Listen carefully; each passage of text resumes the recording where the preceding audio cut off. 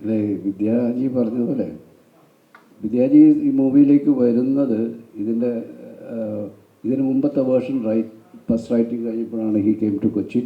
ഇവിടെ വന്ന് full script കേട്ടപ്പം സിനിമ ഷൂട്ട് തുടങ്ങുന്നതിന് ഏകദേശം ഒരു 6 മാസം മുമ്പേ കഥയെപ്പറ്റി നല്ല ധാരണ അദ്ദേഹത്തിനുണ്ട്. അപ്പോൾ അന്ന് തൊട്ട് അദ്ദേഹം മനസ്സിലത് വർക്ക് ചെയ്ത് തുടങ്ങി കാണണം. ഈ എന്തിനോ മഹാനുഭാവലു പാട്ട് അതിൻ്റെ ആ ഡിസിഷൻ എടുക്കുക ആ കീർത്തനം തന്നെയാണെന്ന് ഡിസൈഡ് ചെയ്ത് അദ്ദേഹമാണ്. അതിനുവേണ്ടി അദ്ദേഹം എൻ്റെ അടുത്ത് പറഞ്ഞിട്ടുണ്ട് 1 മാസത്തോളം അതിൻ്റെ നൊട്ടേഷൻസ് എടുക്കാൻ തനിച്ച് സമയമെടുത്തു ആ ഒരു പാട്ടിന് വേണ്ടി മാത്രം. അപ്പോൾ അദ്ദേഹം പിന്നെ ഞങ്ങളുടെ ഒരു റിലേഷൻ തുടങ്ങുന്നത് ഐ സ്റ്റാർട്ടഡ് വർക്കിംഗ് വിത്ത് പ്രണയവർണ്ണങ്ങൾ. അപ്പോൾ എൻ്റെ കൂടെ വർക്ക് ചെയ്ത എല്ലാ സിനിമകൾക്കും എനിക്ക് ഏറ്റവും മനോഹരമായ പാട്ടുകൾ തന്നയാളാണ്. പ്രണയവർണ്ണങ്ങൾ, സമ്മറിൻ ബദ്രഹം, ഉസ്താദ്, എല്ലാത്തിനും ഭയങ്കര ഗംഭീരം. അപ്പം ഞങ്ങൾ കണ്ടിന്യൂസ് ആയിട്ട് 4ാമത്തെ പടമാണ് ബാക്ക് ടു ബാക്ക് ഞങ്ങൾ ചെയ്തത്. അപ്പോൾ ഞങ്ങൾ തമ്മിലൊരു നല്ല റാപ്പ് ഉണ്ടാവും. എനിക്കെന്താ വേണ്ടതെന്ന് അദ്ദേഹത്തിന് അറിയാം, അദ്ദേഹം എനിക്ക് എന്ത് തരും എന്നുള്ളത് എനിക്കും അറിയാം. അപ്പോൾ കൃത്യമായിട്ട് അങ്ങനെയാണ് പോയിക്കൊണ്ടിരുന്നത്. അപ്പോൾ അതുകൊണ്ട് സിയാദിനും അതിനു മുമ്പ് മറവത്തൂർക്കരവും സമ്മറിൻ ബദരവും ഒരുമിച്ച് അവർ ചെയ്തുകൊണ്ട് ഞങ്ങൾ 3 പേരും തമ്മിൽ കൃത്യമായിട്ട് ഒരു കമ്മ്യൂണിക്കേഷൻ ഉണ്ട്. പറയാതെ കാര്യങ്ങൾ മനസ്സിലാക്കുന്ന ഒരു കമ്മ്യൂണിക്കേഷൻ ഉണ്ട്. അപ്പം ഈ കഥ വന്നപ്പോൾ നമുക്ക് വേറെ ഓരോ ഓപ്ഷനും ഇല്ല. Vidya is going to do this movie എന്നുള്ളത് ഞങ്ങൾ ഡിസൈഡ് ചെയ്തതാണ്. സോ ഈ was very much part of this movie from even before we start the shooting. അങ്ങനെ ഒരു ഇൻവോൾവ്മെൻറ്റ് എല്ലാവർക്കും ഇതിനകത്തുണ്ടാകും. ഒരുപാട് പേരുടെ ഇൻപുട്സ് ഉണ്ട്. ഇതിപ്പം എൻ്റേതോ രഘുവിൻ്റേതോ മാത്രമല്ല, ഇതിലെ ഓരോ ടെക്നീഷ്യൻസും അവരുടേതായിട്ടുള്ള കോൺട്രിബ്യൂഷൻ, സന്തോഷ് തുണ്ടിയിലായാലും മുത്തുരാജായാലും ശ്രീധർ സാറായാലും സതീഷ് കോസ്റ്റ്യൂംസിൻ്റെ ഓരോ ഡിപ്പാർട്ട്മെൻറ്റും കൃത്യമായ ഇൻപുട്സ്, അവരുടെ ഏറ്റവും ബെസ്റ്റ് ഇൻപുട്സ് ഈ സിനിമയ്ക്ക് കൊണ്ടുവന്നിട്ടുണ്ട്. ഒരാൾക്ക് മാത്രം ഇതിൻ്റെ ഒരു ക്രെഡിറ്റും അവകാശപ്പെടാനില്ല. Above all the producer. കാരണം ഒരു പ്രൊഡ്യൂസർ ധൈര്യമായിട്ട് ഒരു ഡയറക്ടറെ വിളിച്ചിട്ട് ആദ്യം പറയുകയാണ്, എനിക്ക് വളരെ ഡിഫറെൻ്റ് ആയിട്ടുള്ളൊരു സിനിമ വേണം, ഒരു കഥ കിട്ടുമോയെന്ന് ചോദിച്ചു. അവിടെ നിന്നാണ് ഇത് സ്റ്റാർട്ട് ചെയ്യുന്നത്. ആർട്ടിസ്റ്റുകൾ പ്രശ്നമല്ല, ആരാക്ട് അതൊക്കെ പിന്നീട് കഥ കൊണ്ടുവരൂ, കഥയ്ക്ക് പറ്റുന്ന ബാക്കിയെല്ലാം കൊണ്ടുവരും. അങ്ങനെ ഒരാൾ ധൈര്യമായിട്ട് പറയുമ്പോഴാണ് നമുക്ക് കൂടുതൽ, നമ്മളെ ഒരാൾ വിശ്വാസത്തിലെടുക്കുമ്പോഴാണ് നമുക്ക് ഏറ്റവും നല്ലത് കൊടുക്കാൻ പറ്റുന്നത്. അപ്പോൾ ഇതെല്ലാം ഒരു വല്ലാത്തൊരു കോമ്പിനേഷൻ ഒത്തുവന്നത്. ബട്ട് റിസൾട്ട് വാസ് ഡിസപ്പോയിൻറ്റിങ് അന്നത്തെ കാലത്ത്. ബട്ട് 24 വർഷങ്ങൾക്ക് ശേഷം this is one of a kind. ഇങ്ങനെയൊന്നും ഇതിനു മുമ്പ് ഉണ്ടായിട്ടില്ല, ലോക സിനിമയുടെ ചരിത്രത്തിൽ ഉണ്ടായിട്ടില്ല എന്നാണ് എനിക്ക് എൻ്റെ ഓർമ്മയിൽ, എൻ്റെ അറിവിലും ഇല്ല. ഒരു പരാജയപ്പെട്ട സിനിമ ഒരു 1/4 നൂറ്റാണ്ടിന് ശേഷം പ്രേക്ഷകർ കാണാൻ ആഗ്രഹിക്കുന്നു, അത് തിയേറ്ററുകളിലേക്ക് എത്തുന്നു. അത് ഞങ്ങളാരും ഇങ്ങനൊരു സക്സസ് പ്രതീക്ഷിച്ചില്ല. ഇത് ചെയ്യുമ്പോൾ വരും ആൾക്കാർ വന്ന് കുറേയൊക്കെ കാണും, കുറച്ച് പേര് വരും, കാണും, പോകുന്നൊക്കെയായിരുന്നു. ഫസ്റ്റ് ഡേ തൊട്ട് ഇതിൻ്റെ ബുക്കിംഗ് ഓപ്പൺ ചെയ്ത് തൊട്ട് ഞങ്ങൾ ഞെട്ടിപ്പോയി. നമ്മൾ വിചാരിച്ചതിലേക്ക് എത്രയോ മുകളിലേക്കാണിത് ആൾക്കാർ ഏറ്റെടുക്കുന്നതെന്നുള്ളത്. ഇതൊന്നും ഞങ്ങളുടെ ആരുടെയും കഴിവില്ല, മുകളിലൊരാളുണ്ട്. എല്ലാം നമ്മൾ ഒരിക്കലും മനുഷ്യസാധ്യമല്ലാത്തൊരു കാര്യമാണ് ഇവിടെ സംഭവിച്ചിരിക്കുന്നതാണ് ഞാൻ വിശ്വസിക്കുന്നത്. നമ്മുടെ ആരുടെയും കഴിവുണ്ടെന്നില്ല, അങ്ങനെ ഒരു തോന്നൽ ഇവരുടെ ഉള്ളിലേക്ക് വരുത്തിയത് ആരാണെന്ന് എനിക്കറിയില്ല.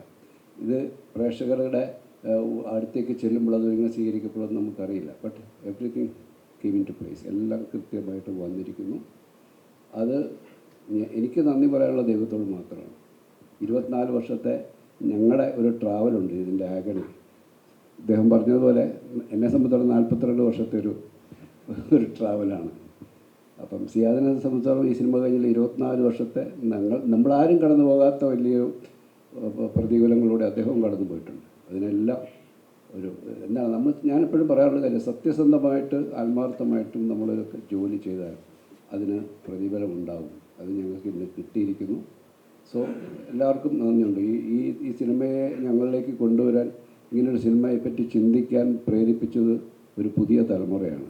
നമ്മൾ പലപ്പോഴും അവരുടെ കാഴ്ചപ്പാടുകളെ തെറ്റായി ചിന്തിക്കാറുണ്ട് പലപ്പോഴും. പക്ഷേ അവരൊക്കെ നല്ല രീതിയിൽ സിനിമയെ കാണുകയും ആസ്വദിക്കുകയും ഇഷ്ടപ്പെടുകയും ചെയ്യുന്നില്ല എന്നുള്ളതിൻ്റെ ഏറ്റവും വലിയ തെളിവാണിത്.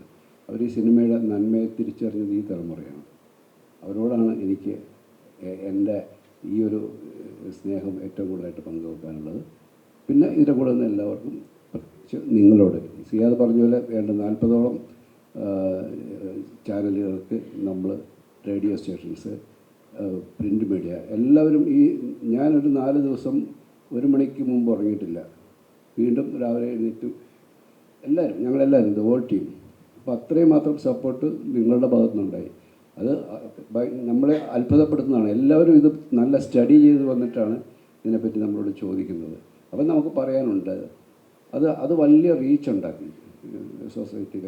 നമ്മളൊരു ഒരു പത്രപരസ്യം കൊടുത്തിട്ടില്ല ഈ സിനിമയ്ക്ക്, അതിൻ്റെ ആവശ്യമില്ല. കാരണം അവരുടെ മനസ്സിലുണ്ട്. നമ്മളെ ഒരു പത്രപരസ്യം ഒരു ദിവസം കണ്ട് മറന്നു പോകുന്നതാണ്. പക്ഷെ അവരുടെ ഹൃദയത്തിൽ ആഴത്തിൽ പതിയുന്നത് അതിനേക്കാൾ വലിയ രീതിയിൽ ഈ സിനിമയോടുള്ള സ്നേഹം പതിഞ്ഞു കഴിഞ്ഞതാണ്. സോ എല്ലാവരോടും നന്ദി പറയുന്നു. Thank you. ആ ഇല്ല,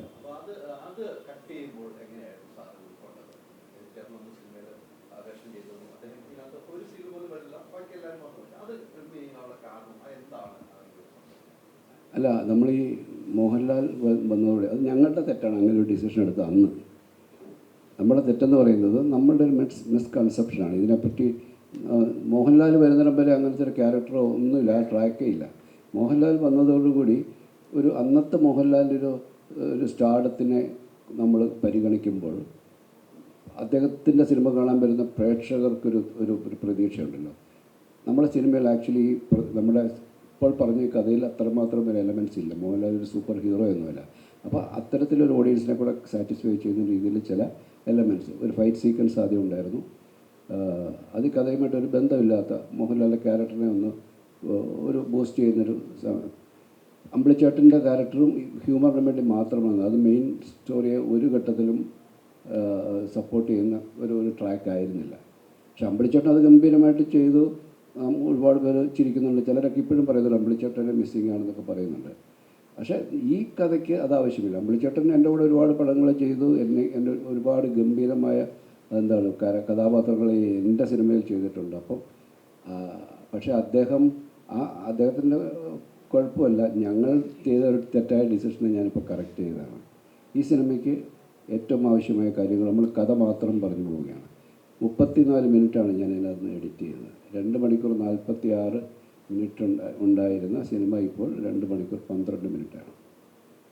അത് ആരും അമ്പിളിച്ചേട്ടനെ മിസ്സായെന്ന് പടം കഴിയുന്നിടം വരെ പറഞ്ഞിട്ടില്ല. പടം കഴിഞ്ഞപ്പോഴാണ് അമ്പിളിച്ചേട്ടൻ ഉണ്ടായിരുന്നല്ലോ എന്നൊക്കെ ചിന്തിച്ച് തുടങ്ങിയത്.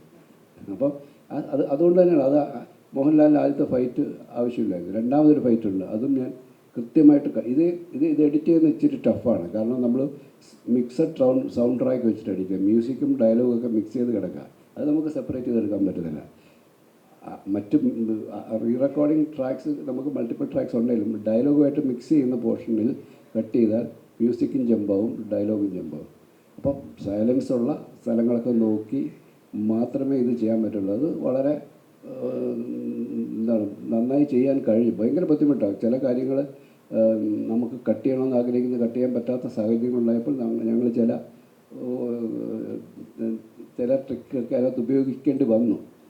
അപ്പോൾ ഈ അമ്പിളിച്ചേട്ടൻ്റെ സീക്വൻസ് അതുപോലെ തന്നെ കൃത്യമായിട്ട് മാറ്റാൻ കഴിഞ്ഞു. മോഹൻലാലിൻ്റെ ഫൈറ്റ് തുടങ്ങുന്നതിന് മുമ്പ് ഒരു കാളവണ്ടി പൊക്കുന്നത് ആ ഫൈറ്റിൻ്റെ എൻഡിൽ വരുന്ന ഷോട്ടും ആദ്യത്തെ ഷോട്ടും കൂടെ ഒരുമിച്ച് കട്ട് ചെയ്യാൻ പറ്റി.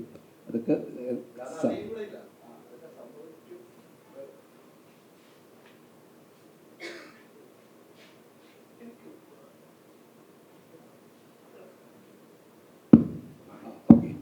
അല്ല, അങ്ങനെ എല്ലാം ഞാൻ പറഞ്ഞില്ലേ, ഇതൊരു ഹ്യൂമൻലി പോസിബിൾ അല്ലാത്തൊരു കാര്യം. There is A divine intervention. ഒരു ദൈവികമായ ഇടപെടലുണ്ട്, അല്ലെങ്കിൽ സാധിക്കത്തില്ല. എങ്ങനെയാണ് കുപ്പത്തൊട്ടിയിൽ കളഞ്ഞ ഒരു സിനിമ മാണിക്യമായിട്ട് പോകുന്നിരിക്കുന്നത് അല്ലേ? അത് മനുഷ്യനെ കൊണ്ട് സാധിച്ചല്ല. ദൈവം ഇതിനായിട്ടൊരു സമയം നിശ്ചയിച്ചിരുന്നു. ആ സമയം ഇതാണെന്ന് ഞാൻ അത് തന്നെ വിചാരിക്കുന്നത്. എന്താണ്, ഈ സിനിമ 24 വർഷങ്ങൾക്ക് മുമ്പ് മരിച്ചു പോയതാണ്. പക്ഷെ മരിച്ചവനെ ഉയർപ്പിക്കുന്ന ഒരു ദൈവം ഉണ്ടെന്ന് വിശ്വസിക്കുന്ന ആളാണ് ഞാൻ. ആ ഉയർത്തെഴുന്നേൽപ്പാണ് ഇവിടെ സംഭവിച്ചിരിക്കുന്നത്.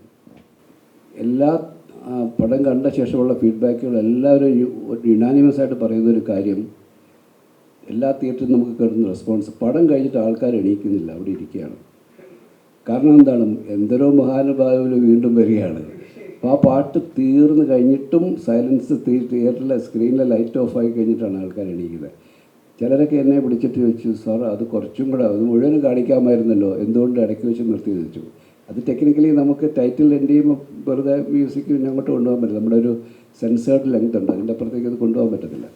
പക്ഷേ ആൾക്കാർ ചോദിക്കുന്നത് അതിനു വേണ്ടിയായിരിക്കുന്നത്. ഇത് one of the main factors of this movie. തിരിച്ചു വരാൻ ആൾക്കാർ ആഗ്രഹിച്ചത് മ്യൂസിക് തന്നെയാണ്. ബാക്കിയെല്ലാം അതിനെ കൂടെ അട്രിബ്യൂട്ട് ചെയ്യുന്ന കാര്യങ്ങളാണ്.